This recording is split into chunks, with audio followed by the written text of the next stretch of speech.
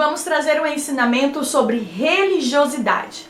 A religiosidade é algo tão perverso, tão espiritualmente venenoso, que ao observarmos o ensinamento de Jesus, entenderemos que ela pode ser até pior do que a imoralidade. O Senhor Jesus afirmou que as prostitutas estão mais próximas do reino de Deus do que os religiosos de seus dias.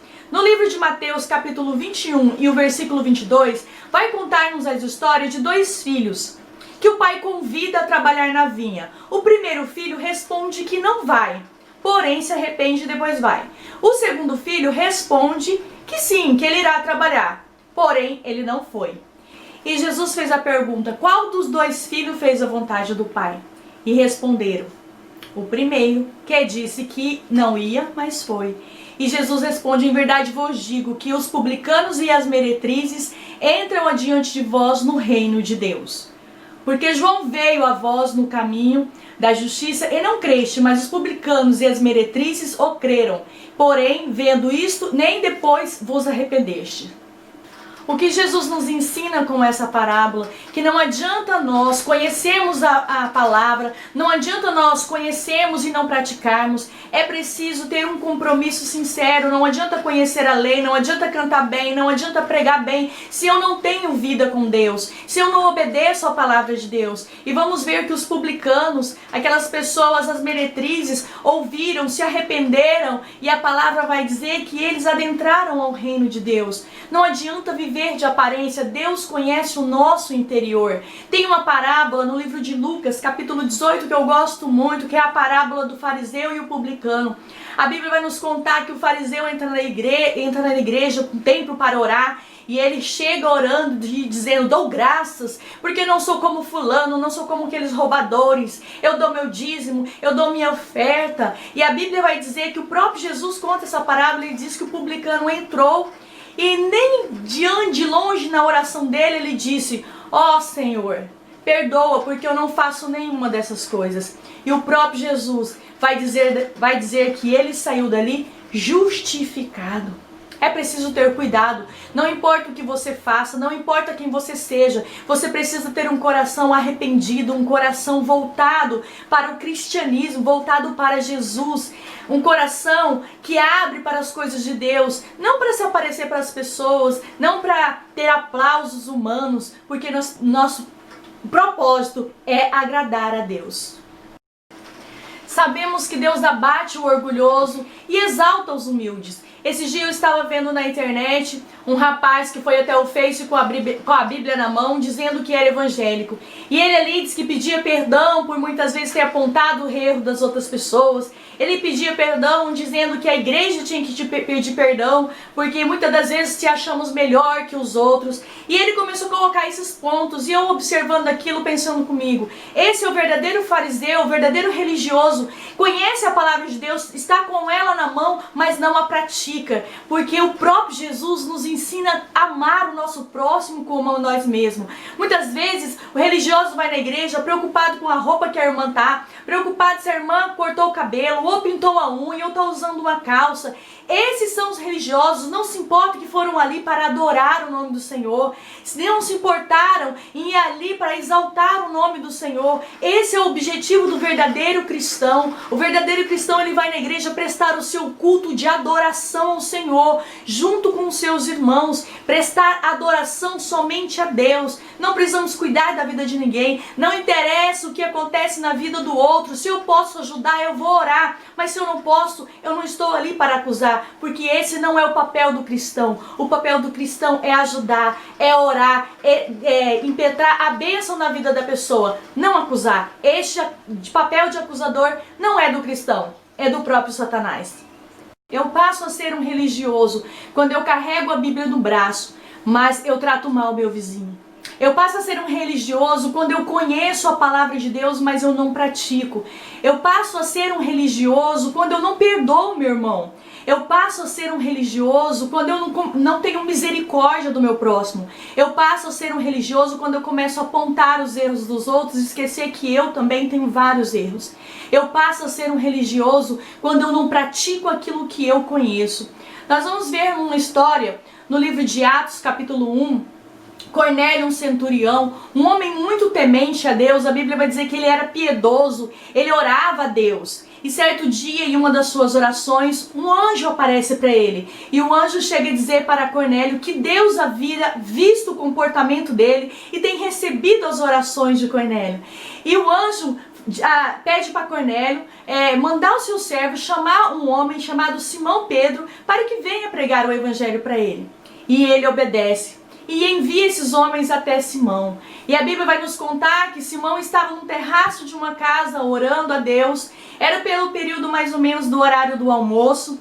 E Pedro estava ali, ele estava com um pouco de fome. E a Bíblia vai dizer que Pedro tem um arrebatamento de sentidos. E ele vê descer do céu um lençol amarrado às 4 pontas. E desce diante dele e abre. E aquele lençol se abre diante dele. E ali tinha vários animais, aves, répteis, animais de 4 patas. E uma voz vem e diz para Pedro: mata e come. Pedro, de maneira nenhuma, de forma nenhuma. Esses animais são imundos e eu não compactuo com isso. E mais uma vez, aquela voz fala pela terceira vez a Pedro para ele matar e comer. E ele entendeu que Deus estava falando com ele. Logo após Pedro voltar ao seu estado normal, bate-se na porta e aqueles homens vêm ali buscar Pedro para levar ele para pregar para Cornélio. Deus estava falando com Pedro e Pedro vai entender que Deus mostra para Pedro que Deus não faz nenhum tipo de acepção de pessoas. Pedro então compreende o que aquela voz queria lhe dizer. Não considere impuro aquilo que eu já purifiquei. Pedro então começa a falar. Agora entendo que Deus não faz diferença entre raça. Pelo contrário, Ele aceita as pessoas que temem e pratiquem o bem. E não importa a nação que elas sejam. É muito importante a gente saber que Deus, Ele procura verdadeiros adoradores. Aqueles que adoram em espírito e em verdade. Muitas das vezes nós ficamos presos a tradições, a costumes e esquecemos que Deus está interessado em nosso ser. Deus está interessado que nós adoramos em verdade, em espírito, em entrega total. Certa vez, eu trabalhava numa empresa e essa empresa tinha que ir de calça. E eu estava na liderança de uma mocidade bastante grande, eu e meu esposo. Certo dia, todas as vezes que eu ia para a empresa trabalhar, eu levava uma saia na bolsa. E logo após o expediente eu colocava saia, porque eu nasci no berço evangélico. E desde quando eu nasci no berço evangélico, sempre foi muito rígido, não podia cortar cabelo, não podia usar um batom, não podia usar um esmalte, qualquer tipo de acessório, tudo era pecado.